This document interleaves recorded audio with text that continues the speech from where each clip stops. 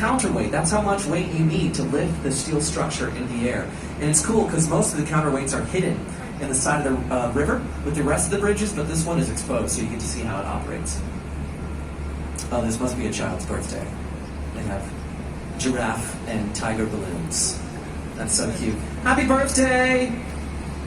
Is it a birthday? Oh, happy birthday! Yes, that's a very good princess wave. Look at that. 10 points.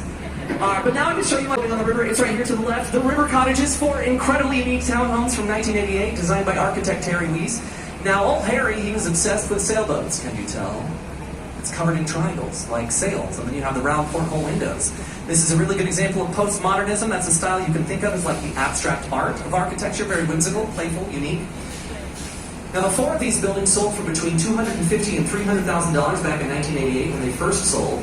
But one of them resold in 2015 for $2.25 million. And the reason for that price increase is because we finally cleaned up the river. And I will tell you how we did that in just a few minutes, but first our Captain Ray is going to make a U-turn up here on the North Branch. We're going to head back down through Wolf Point onto the South Branch where there's a lot more to talk about. I'm going to take a very brief break from the mic. I'll be in the aisles. If you have any questions, raise your hand, let me know. I'm happy to answer those. Otherwise, this is a good chance for you to visit Jesse at the bar, hit up the bathroom, stretch your legs, take some photos, and I'll be back on the mic in a few short minutes.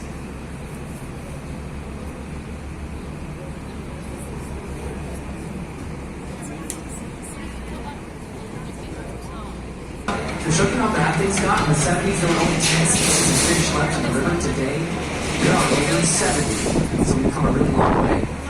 Now, also, it was just announced a few months ago that on September 22nd of this year, there will be the first ever river swim. Yes, so if you can prove that you are a skilled swimmer with experiences to match, then you can swim in this river on the morning of September 22nd. They're going to shut the main branch down for a few hours. Now, I'll be interested to see who shows up to that river swim, because our river's reputation is not great. But we've really, really turned it around. In fact, if you look at the data, when they measure actually the pollution in the river, it is very clean. And you can't really argue with data, so we just kind of got to get over the mythology around the polluted river, right? But let's go ahead and talk about it right here in front of us.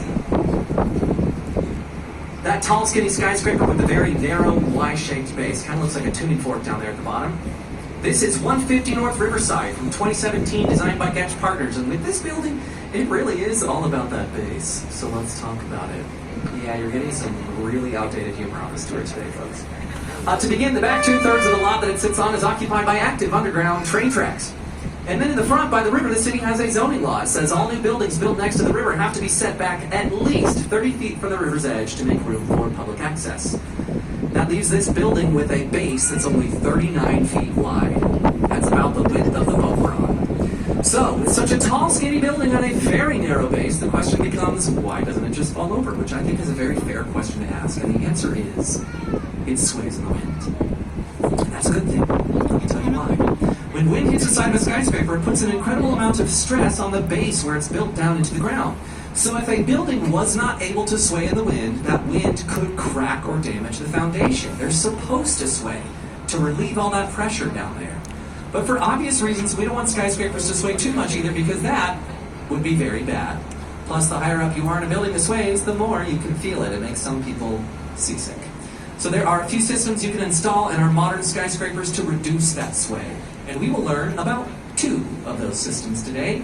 The first, installed in this building, it's a mouthful. It's called inertial slosh dampers. Let me explain how it works. On the top floor, you cannot see them, but there are 12 concrete tanks full of 160,000 gallons of water. I'm going to be the building and demonstrate. Okay, let's say the wind is building on this side. It's going to sway over here. But as it sways over here, the water in those tanks sloshes in the opposite direction, which brings it over here, and so on, and so forth. That has a dampening effect. It brings the building to rest more quickly. And now, because of its unique design, whenever we go by it on the boats, we get to look up and see the reflection of the best-looking boat full of passengers on the Chicago River. Am I right or am I right? Thank you for waving at yourselves. I really love it when you do that. Because you're already waving back, right? It's nice. It's like your evil twin. Different kind of selfie, right? Now, You might have some questions because of this building, like how long does it take and how much does it cost to build one of these high-tech, flashy, modern skyscrapers here on the Chicago River? Well, fortunately for you, we have the perfect answer to those questions coming into view to our left with these tripod legs here. Coming into view, we have the Bank of America building, finished in 2020. It took about 3 years to construct and cost roughly $800 million, which is pretty typical for a building that size. I'm here to tell those of you that are Bank of America customers that you helped pay for this building. So, congratulations. Your child is beautiful. Isn't that what we do? We pay for our children, in this case with our overdraft fees. Now, if you look at those blue glass reflective windows, look, it's almost like there's puffy clouds in that building. That was intentional. They wanted it to reflect the sky down to us on the river so it almost looked like more open sky, so it wasn't quite so intense, right? So it didn't blot out the sky above. I think they did a really good job with that.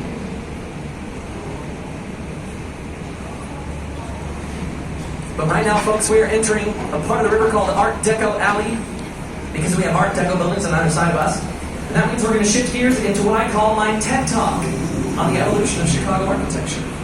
So we're going to learn about how architecture evolved since the glory days of the Art Deco style. To the left, the Civic Opera Building, second largest opera house in North America, designed to look like a chair or a throne. You can see the armrests on the sides. That's the seat where the opera house lives, and then up on top is the seat back. To the right, 2 North Riverside Plaza, the first Art Deco building in the country the first office building in the country built with an open-air plaza.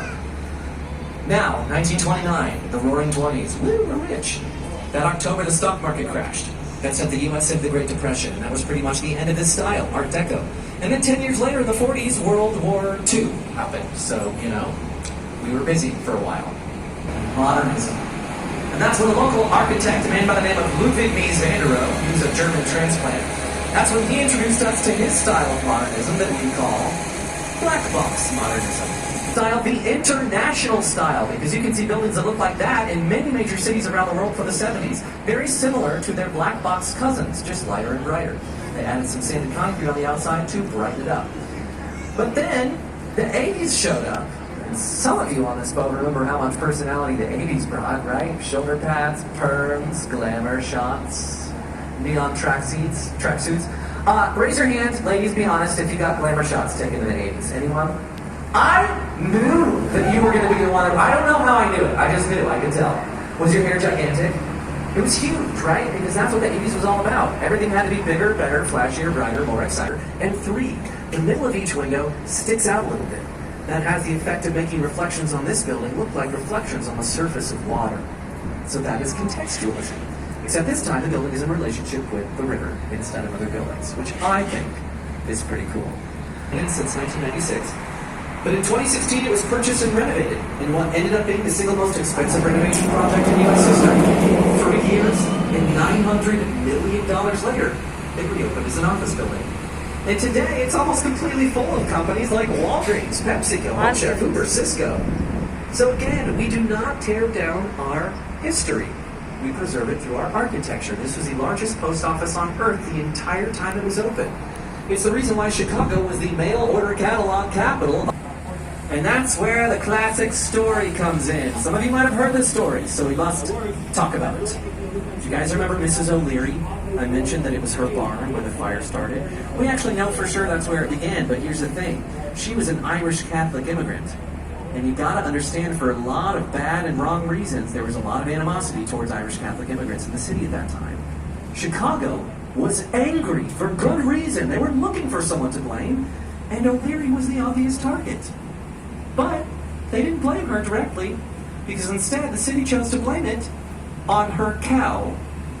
It was the official story for years that it was Mrs. O'Leary's cow, Daisy, who kicked over a kerosene lantern in her barn. And that's what started the Great Chicago Fire.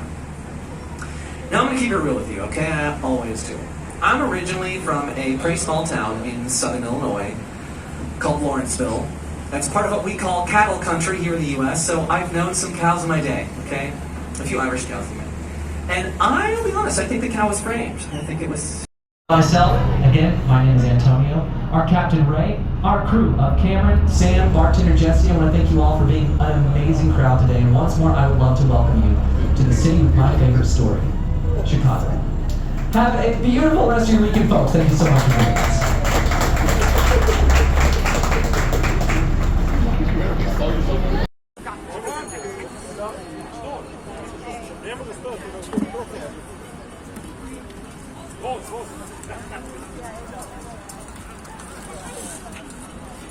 Dobro, ajmo,